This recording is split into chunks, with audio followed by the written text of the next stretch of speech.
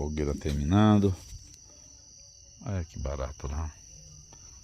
Batendo um ventinho frio aqui.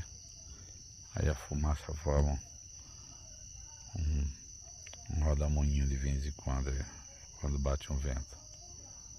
Eita. A história do fogo. Foi isso que propiciou também a proliferação do ser humano pelo mundo, né? Aí. O fogo. Fogo sempre aliado do homem.